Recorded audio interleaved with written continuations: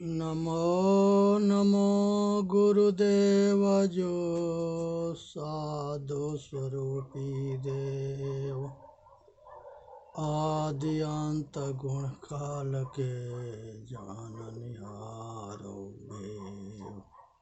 साहे बंदगी साहे बंदगी साहे बंदगी।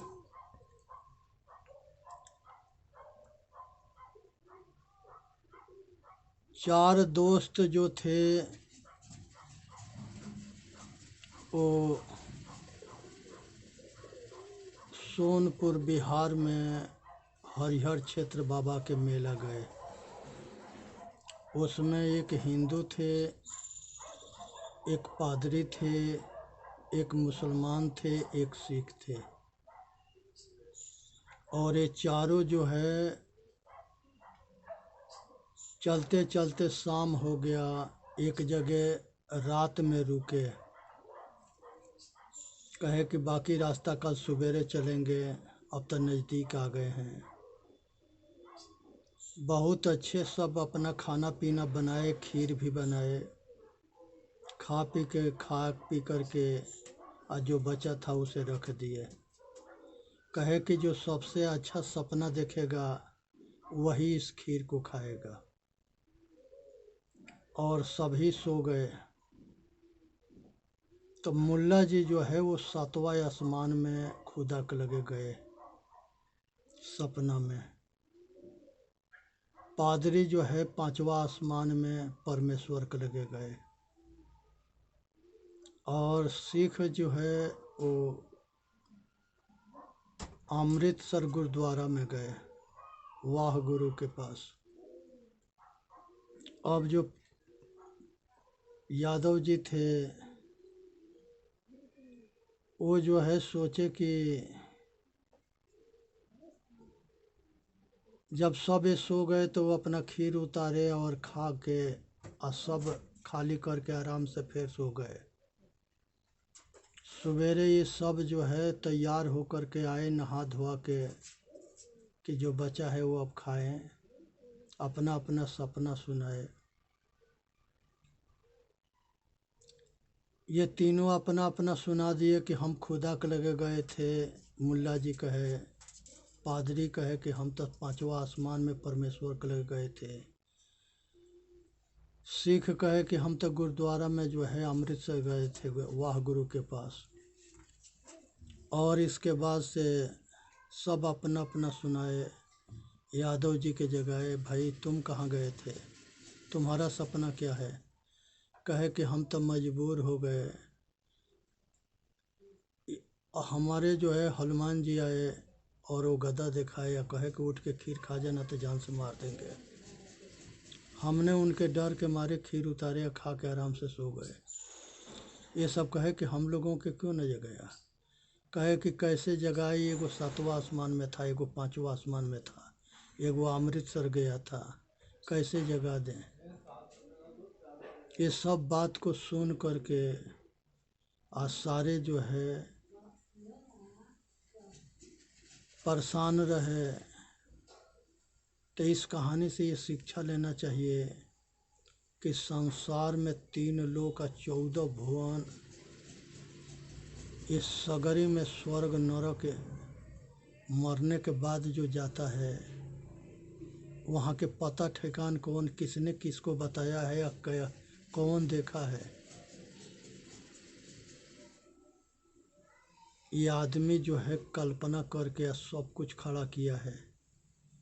ये सब कुछ के कल्पना करने वाला मनुष्य है। ये अपन ही जाल बना के अपने जाल में फंसा पड़ा है। इसलिए जो है ये सब से बच के रहना है और अपना कल्याण करना है। इसी में मानव जाति के हित है।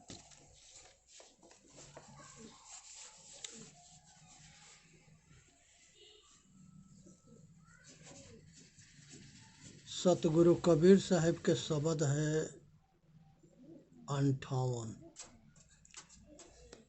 नारहरि लाग दो बिकारई बिनु ईंधन, मिले न बुझावनहारा।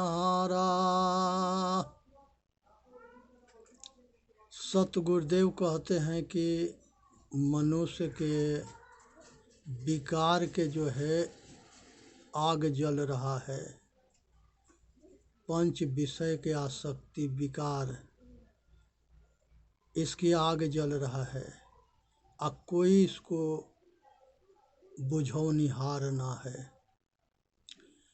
मैं जानो तो ही से व्यापे जरत सकल संसारा।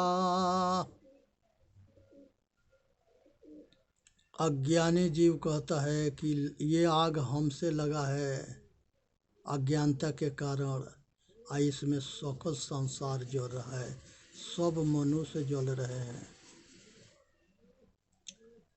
पानी माहि अज्ञान को अंकुर जरत बुझावे पानी। ये आग के जो जलावन है, जल रहा है, ये पानी से बुझने वाला ना है, ये समझदारी से बुझने वाला है, ज्ञान से बुझने वाला है। जरत बुझावे पानी। एक न जरे जरे नौ नारी, जुक्ति न काहू जानी।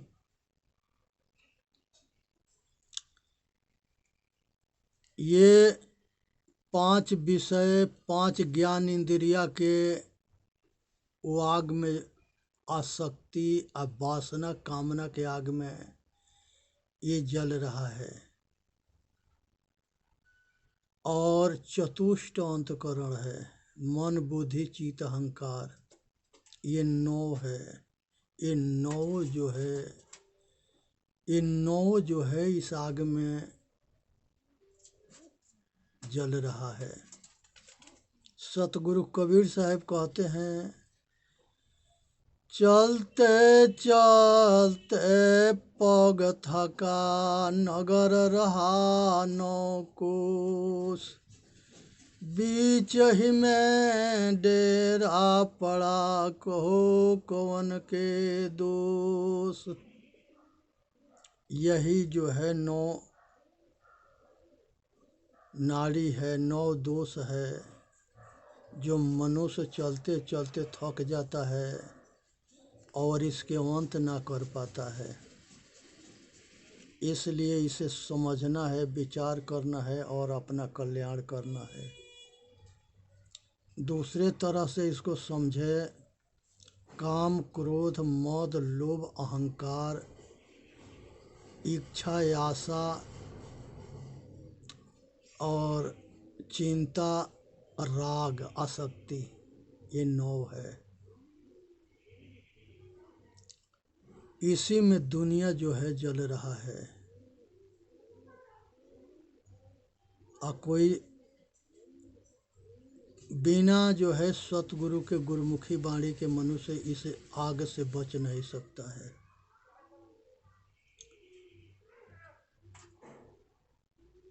सहर जरे पहरू सुख सोवे कहे कुशल घर मेरा। सभी ये दुख से दुखी हैं, ये आग में सब जल रहे हैं और ऊपर से कहते हैं कि सब कुछ ठीक है। ठीक नहीं है, समझ के कमी है।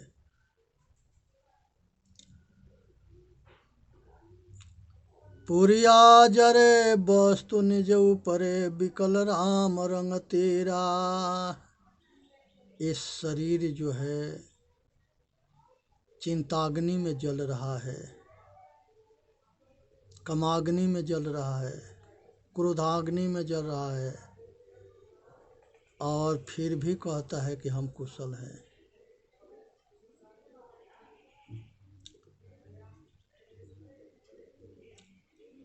कुब्जा पुरुष गले एक लागा बूझिन मन को सरधा। कुबुद्धि अज्ञान मनुष्य को भटका रहा है और मन के चंचलता भटका रहा है। करत विचार जन्म गौ खीझे तन रहत असाधा। बिना विचार किए ये सब कुछ बंधन तैयार है, इससे बचने की जरूरत है। जान बूझ जो कपट करत है तेहि असंबंध न कोई। संसार में जानबूझ के जो कपट करता है उससे जो है अज्ञान और कोई ना है। काहे कबीर तेहि मूढ़ को भला कवन विधि होई। तुम्हारे अज्ञानता और भूल के कारण ये सब तैयार हुआ है, इसीलिए इसे बचने के लिए मात्र सतगुरु के शरण है, सतबुद्धि है। इसी से मानव जाति के कल्याण होता है। इसे विचार करनी है और अपना कल्याण करना है। यहाँ संसार के अंदर जो है मनुष्य अपने जाल में खुद फंसा हुआ है। मोह के, ममता के, राग के, द्वेष के, कामना के, वासना के, इस सब के जो है आसक्ति जन्म मरण के मूल कारण है। इसी में उलझा हुआ है। बिना सतगुरु के आत्मज्ञान के, स्वाध्याय के, साधन भजन के कल्याण ना होता है।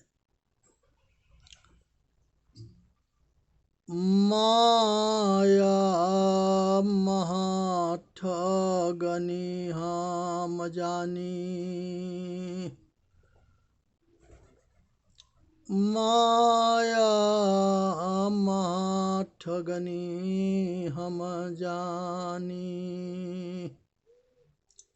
ये संसार की जो माया है, जिसमें मन अटका है, भटका है, आसक्त हुआ है, ये बड़ी प्रबल शक्ति है। तेरा गुण फांस लिए कर डोले, बोले मधुरी बानी। सतोगुण, रजोगुण, तमोगुण, तीन गुण के फांस लेके डोलती है, इसी में सब जीव को बांधती है।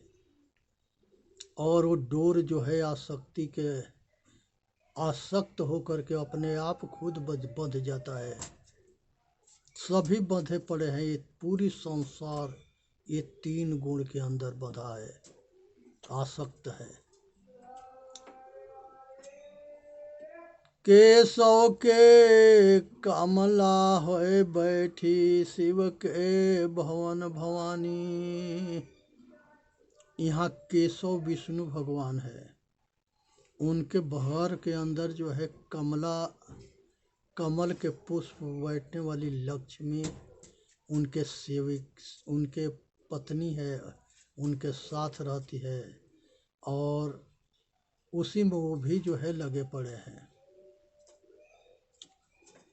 और शिव कैलाशपति भगवान भोले बाबा भी जो है उनके पास ये पत्नी, ये जो है भवानी के नाम से, पार्वती, सती के नाम से ये भवानी उनके भी पास है। पंडा के मूर्ति है बैठी, तीर्थ हूँ मैं पानी। जो तीर्थ में पंडा होते हैं उसके घर में मूर्ति बन करके बैठी है, उसके मुंह में वो बधा है, धंधा रोजगार में बधा है। और तीर्थ हूँ मैं पानी, गंगा स्नान, गंगा सागर स्नान, वहाँ पर तीर्थ बन करके बैठी है। जोगी के जोगनी है बैठी, राजा के घर रानी। योगियों के घर में जोगनी होके बैठी है और राजाओं के घर में रानी बन करके बैठी है। काहू के हीरा है बैठी, काहू के कौड़ी कानी। राजा महाराजा बादशाह उद्योगपति के घर के अंदर दौलत बन करके बैठी है। गरीब आदमी के घर में कौड़ी कानी बन करके बैठी है। जो जिसमें है उसी में लगा है, आसक्त है। भगतन के घर भगतिन होई बैठी, ब्रह्मा के ब्रह्मानी। भक्तों के घर में भक्तिन होकर के बैठी है और ब्रह्मा के घर में ब्रह्माणी होकर बैठी है सरस्वती। कहीं कबीरा सुना हो संतोई, सब कथ कहानी। सतगुरु कबीर साहब कहते हैं कि हे संतो, ये सुनो, ये अकथ कहानी है, इसको समझने के प्रयत्न करो। ये माया त्रिगुणात्मिक जो फांस लेके घूमती है, सतोगुण रजोगुण तमोगुण, इसमें दुनिया बंधा पड़ा है। और इस गुण, ये सब से निकलने के लिए अब मनुष्य के कल्याण तबे होता है जब वो अपना कल्याण करना चाहेगा। इसलिए जो है संसार के अंदर मनुष्य जो है अपना बचाव तबे कर सकता है जब वो अपना बंधन को समझे। एक राज्य था, जिस राज्य में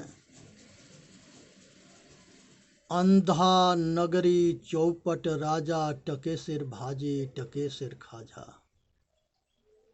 एगो अंधा नगरी था, चौपट राजा था, टके सिर भाजी टके सिर खाजा था।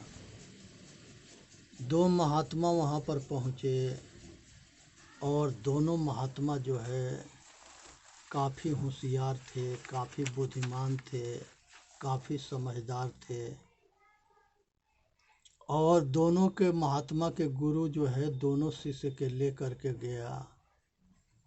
वो दोनों माया नगरी में मोहित हो गए और गुरु जी से कहे कि गुरु जी, यहाँ तो बहुत सगरी भोग जो है, बहुत मज़ा वाला बात है। यहाँ दो टका में खाजा मिठाई भी है और 2 टका में टका सेर खाजा और टका सेर मिठाई है। 1-1 पैसा में मिठाई या खाजा दोनों है। तो यहाँ के जैसे आनंद कहीं नहीं आएगा, हम लोग यहीं रहेंगे। गुरु जी कहे कि यहाँ रहोगे लेकिन तुम लोग अपना कल्याण नहीं कर पाओगे और यहाँ आगे कठिन समस्या के सामना करना पड़ेगा। शिष्य सब नहीं गुरु जी के बात माने, वहीं रह गए और गुरु जी वहाँ से आगे चले गए। उसके बाद से वहाँ एक सेठ होता है, उस सेठ के घर में चोरी होता है और चोर जो है सेंध खोदता है, उसी समय दीवार टूट के गिरती है, उसी में दब के मर जाता है। चोरनी जो है राजा के लगे अपना फरियाद लेके आती है, कहती है कि राजन, सेठ के कमज़ोर दीवार होने की वजह से हमारा चोर सेंध खोद रहा था चोरी करने के लिए और उसके दीवार टूट के गिर गया, वो दब के मर गया। इसलिए आप हमारा निर्णय करो, वो सेठ के बुला के फांसी डाल दो। सेठ कहा कि ठीक है। सेठ के बुलवाया गया, सिपाही भेज के सेठ आया, कहा कि हजूर हमारे में दोष ना है। राजा कहा कि किसके दोष है? कहे कि ये दोष जो है मिस्त्री के है, हमने सब मटेरियल दे रखा था, उसने जो है दीवार जो है कमज़ोर क्यों हुआ, इसके कारण वो दोषी जो है मिस्त्री है। मिस्त्री के बुलाया गया, उससे राजा पूछा, कहा कि तुम दीवार क्यों कमज़ोर बनाया? उसने कहा कि हम हजूर हमारा दोष ना है। कहा कि किसके दोष है? तो लेबर के दोष है, लेबर मसाला कमज़ोर बना दिए, इसलिए दीवार कमज़ोर हो गया। वो लेबरन के बुलाया गया, उससे पूछा गया कि ये तुम लोग मसाला कमज़ोर क्यों बनाए? कहे कि हजूर हमको दोष ना है, आपके मंत्री के जो है लड़की छत पर चढ़ी थी तो हम लोग उसके देखने लगे, मसाला कमज़ोर हो गया। कहे कि लड़की के बुलाओ, उसी के फांसी डालेंगे। लड़की आ गई। लड़की कहे कि हजूर हमारा दोष ना है। कहा कि किसके दोष है? कहा कि हजूर बादशाह के दोष है। बादशाह के सवारी जा रही थी, हम जो है उसी बादशाह के सवारी की बादशाह को देखने के लिए छत पर चढ़ी थी, तो हम वो दोषी तो वो बादशाह है, ना वो आता ना हम देखने चढ़ती, और ना इधर जो है ये मजदूर हमके देखने लगते, और ना मसाला कमज़ोर होता, ना दीवार कमज़ोर होता। बादशाह के अब वो बादशाह दोषी है, उसके खोजो। बादशाह वो राजा खुदे था, सिपाही के दौड़ा दिया राज में कि जाके बादशाह के खोज के लिए हो। जब कहीं नहीं मिला, मंत्री जानता था कि बादशाह यही है। लास्ट में मंत्री कहा कि हजूर अगर 2 गो महात्मा के अगर फांसी डाल दिया जाएगा तो बादशाह के फांसी हो जाएगा। सिपाही भेज दिया कि जाके 2 गो महात्मा के खोज के लिए आओ। ये दोनों खा के पट्ठा हो गए थे, तगड़े हो गए थे।